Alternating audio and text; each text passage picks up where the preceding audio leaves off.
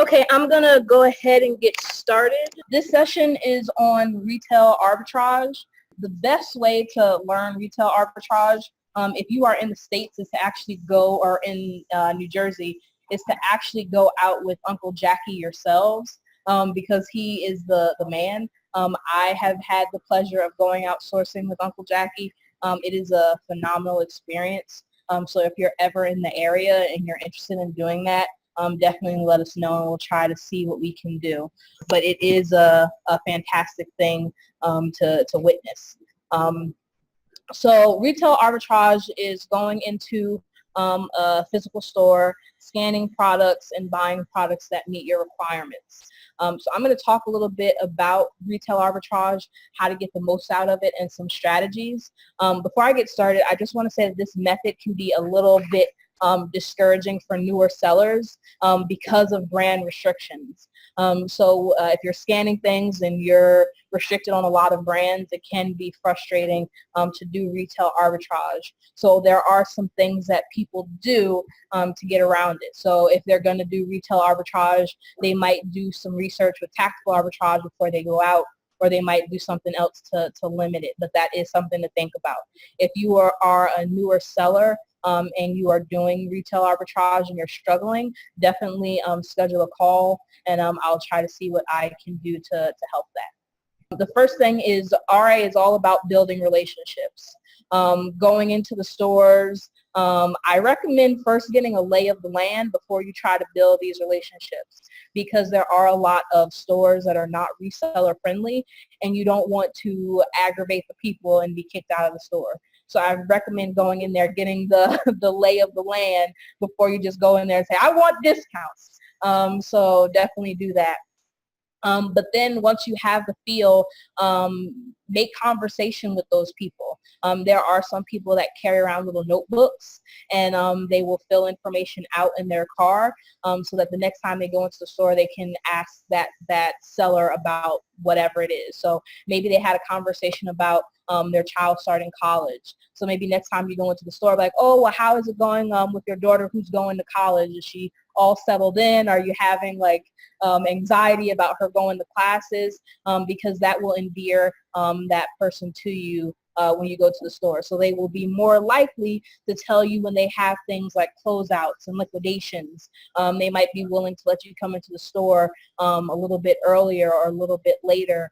Or they might even give you your own discount for being a loyal shopper. So the first thing that you want to do is build those relationships, because that can really carry far on what you can do. Yes, Adele. Mm-hmm. Yeah. Yeah. Yeah. So Adele said that be careful about bringing food into the store, because some stores don't allow you. So you just want to get that feel as well. And then, as some of you know in here, you don't want to bring something to someone that they're allergic to. For example, I'm allergic to chocolate, and I've had people send me chocolate things all the time, and it's like, are you thanking me for something or trying to kill me on the sly? So you want to make sure that you know these things before you do that as well. So it's happened a lot, actually. So and Sam gets excited. He wants to see me go into anaphylactic shock. You can tell we really care about each other around here. Exactly. Good. If you are a new seller, start with department stores or stores that carry multiple brands. Because if you're going to be brand restricted, going somewhere where they're going to have a lot of different brands is going to give you a higher level of success. The next thing is go to small stores at first and start at the clearance aisle. So if there are smaller department stores or smaller stores that carry more brands, go there, start in the clearance aisle and start scanning things. And then branch out to other departments of the store or different areas of the store. When you're doing retail arbitrage, you want to make sure that you understand how it works and that you don't get overwhelmed. So like going somewhere like Walmart and attempting to scan all of Walmart will drive you insane. So you just want to make sure that you're starting somewhere small that you can later build on. Take time to source new products. It might take hours for you to find one product. If you're starting out with retail arbitrage, you want to make sure that you give yourself some time. It's not going to be, I go in there, I scan 5 items, and those 5 items I can buy every last one of them. That's not how it's going to work. In a perfect world, we wish that it would work that way, but it doesn't. So you just want to be prepared to be scanning a lot while you're in the store. Pick a store and a section and scan that whole section. So if you scan one size and color of a shoe and it's a dud, don't say, okay, I'm going to skip all of these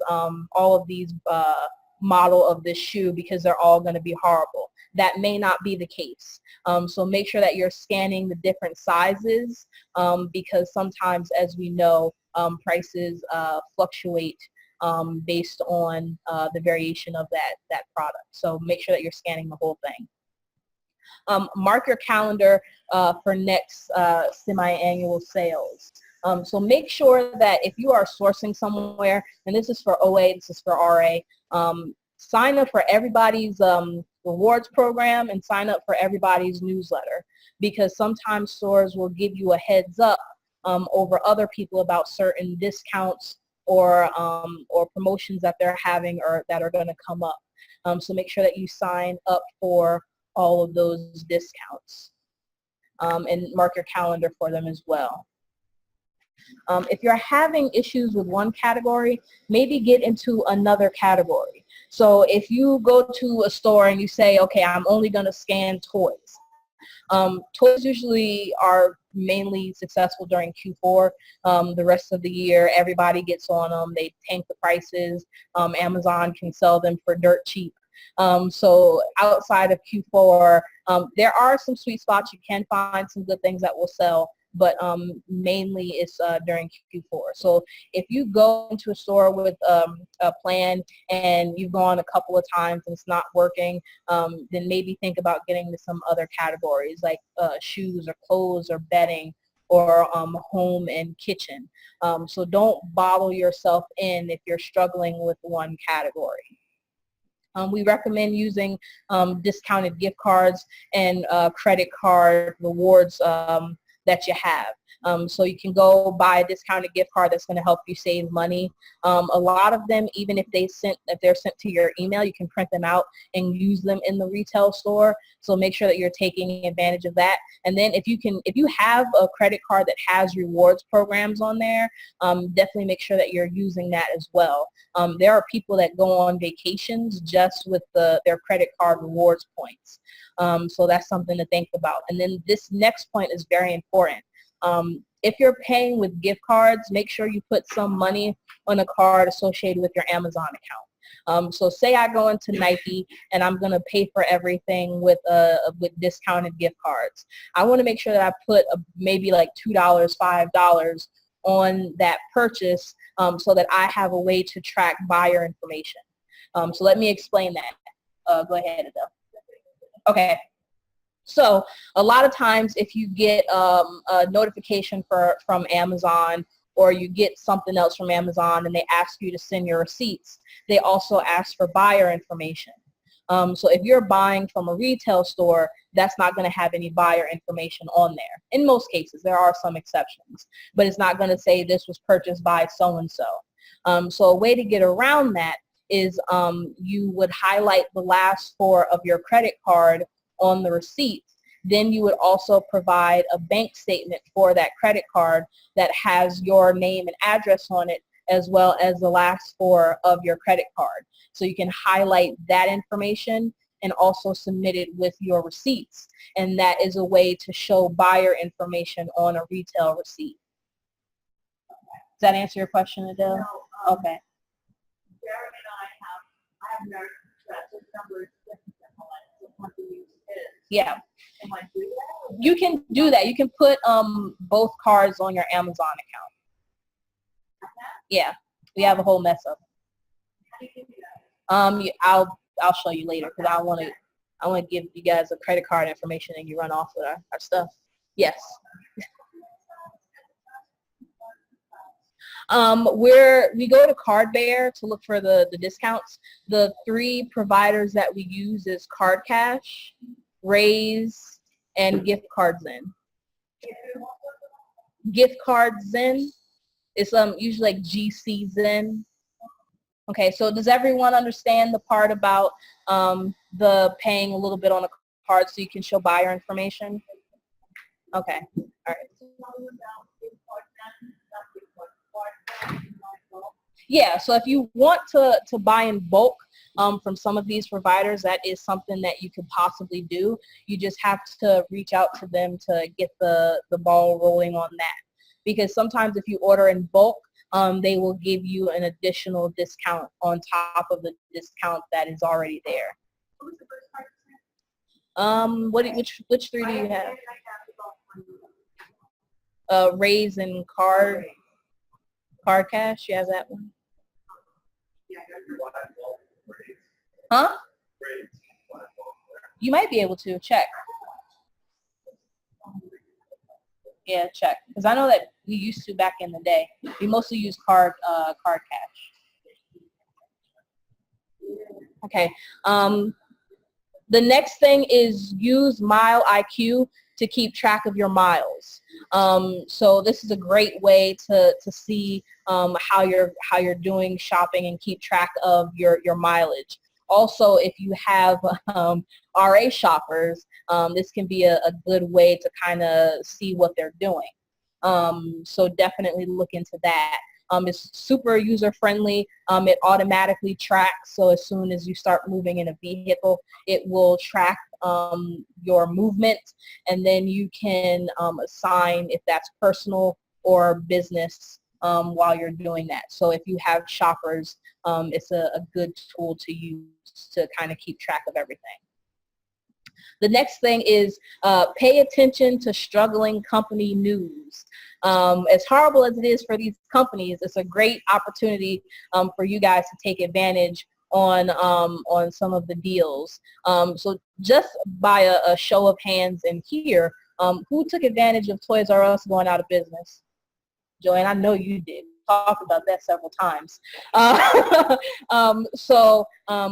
Because stores go out of business or they're liquidating or they're changing over their store designs, this can be a great time for you to buy items that you can then sell either later or sell at the moment. So definitely pay attention to that information. Try sourcing regional brands and store exclusives. So if stores have exclusive items, definitely buy those up. Target, they had a special release, and I forget who the designer was, but I want to say it was maybe last year. They teamed up with that designer and they came up with a whole line of products, and I think they sold out within like a couple of minutes. I want to say, was it Kate Spade? I think it was Kate Spade. So those products sold like super quick. So if you can find store exclusives, there are people that might be looking for those items. And then regional brands, things that are exclusive to your region, but other people like to buy it. Whenever I talk about this, I explain there is a tea that I like to drink. It is green tea with brown rice. Don't knock it till you try it, Joanne. Don't give me that face. It's like a really like nutty, strong tea. It's delicious. So definitely try it. But I love this tea. I can't find it in any stores around here. So what do? I buy it on Amazon. If I couldn't find it on Amazon, I'd probably be going through withdrawals. But if you have things like that in your area and you can supply those to people, that's a great way to make money. Once again, scan all sizes. You never know what variations are going to be profitable and what variations aren't going to be profitable. A note on that. So the average size shoe for women is a size 8 to 11. For men, it is a size 9 to 12. So those shoes usually tend to do better selling-wise because there's a high demand for it. Now, people can't control the size of their shoe or their foot, so there are people who need these other sizes, but the farther you go outside of those averages, the harder it is for those items to sell. So I'll give you an example. I am a size 7.5. Whenever I go and try to buy a shoe in a store, it is hard. It's so difficult. There's like one shoe left, or there's no shoes at all, because I am outside of the average shoe size. So the stores don't carry a lot of 7.5s. So that's something to think about. Now, my mother was a size 5. Which is just ridiculous that a grown woman wears a size 5 shoe, but it was true. So it was almost impossible for her to find a shoe. So think about that while you're sourcing. You want to stay in the averages, but there is a market for the other sizes. They'll just take super, super long to sell. So that's something to keep in mind. The colors for shoes that sell well are white, black, gray, and brown. So keep that in mind if you're going sourcing and you don't have tools like RevSeller to kind of point out what the popular colors are. I cannot give you average sizes for anything else like clothes and bras, because those kind of vary, because people can affect those things.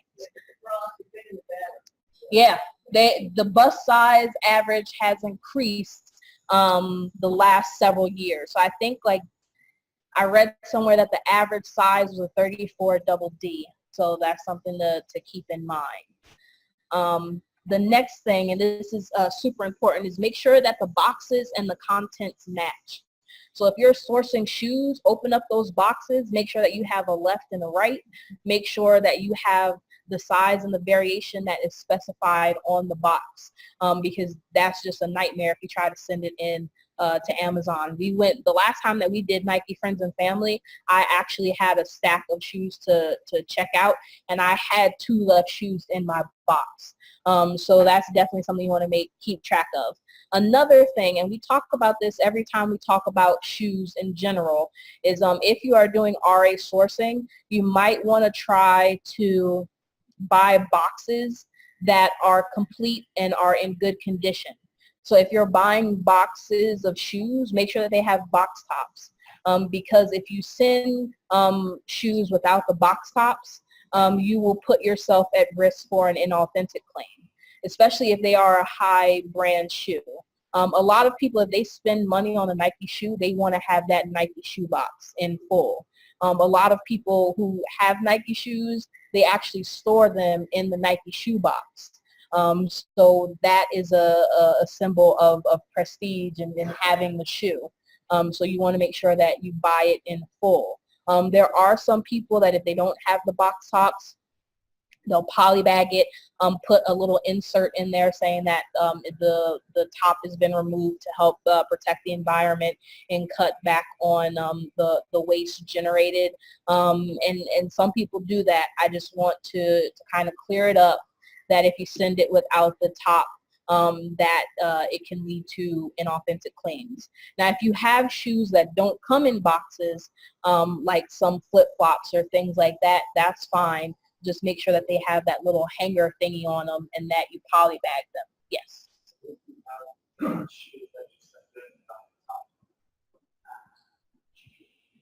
No, just let them do their thing. Yep. And it's not so much like you can't fight it. It's just extra work that if you can avoid it, you can avoid it. Because you have your receipts, you have the template that helps with that. It's just I have to now stop and take care of this when trying to prevent it. That's all it is. Yes. You recommend, it sounds like other people's issues. Is it better to just pass some issues from the box down? Yes. Mm-hmm. Yep. And then this is like a nice little tip that I want to give you, and it might be a little bit crazy, but it came from me, so it makes sense. Source late at night, or go to the stores late at night and see what they are restocking on the shelves or things that have sold out. And then that can be a good way for you to see products that are in demand. So if you happen to be out late or something like that, just look and see what's empty on the shelf, because that can kind of give you an idea of products that people are buying a lot of. So in summary, if you're going to do RA, make sure that you have a plan. Sign up for coupons and deals, because this can also help you figure out what your week is. So Uncle Jackie gets emails about certain discounts, so he knows, okay, Monday this store is having this percentage sale, is going to run for 3 days, so I need to get there. On Wednesday, this store is going to have a sale, it's going to last for a week, I need to get there. So that can help you kind of figure out what your week is going to look like. That's step one. The next step is make sure that you have your discounted gift cards. Make sure that you have them organized. Make sure that you check the balance of them. Because as we know, sometimes you get a discounted gift card and it doesn't have the correct amount of money on there. So make sure that you're checking that as well. When you go into the store, build those relationships. That's really going to help you get an in on the store. There are so many clients that have special deals and relationship with RA stores that it's just ridiculous. So definitely cultivate those relationships. Go in the store, scan everything. Start in a section and then kind of work your way out of that section. Don't get frustrated. I know that any of these methods can be frustrating. You just have to give it time to learn this method. When you started playing an instrument, you didn't sound fantastic the first time you picked it up. You had to work at it. So give it a little bit of time for you to get used to it, to get used to how the system works before you kind of want to abandon ship and move on to something new. So are there any questions before I end this session?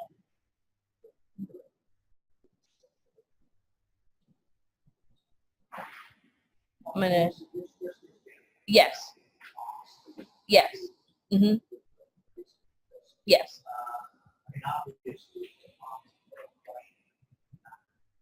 No.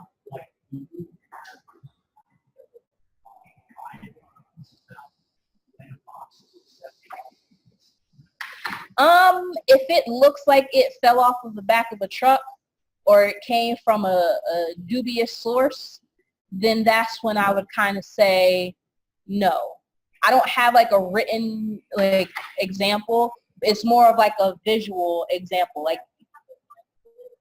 if it's like just like little cosmetic things that will pass and it still looks like it's an authentic shoe, then that's fine. Because when you go to the shoe store and buy a shoe, the box sometimes has just a little bit of things on it. So that's just something to keep in mind. But I wouldn't stress too much about like the tiny little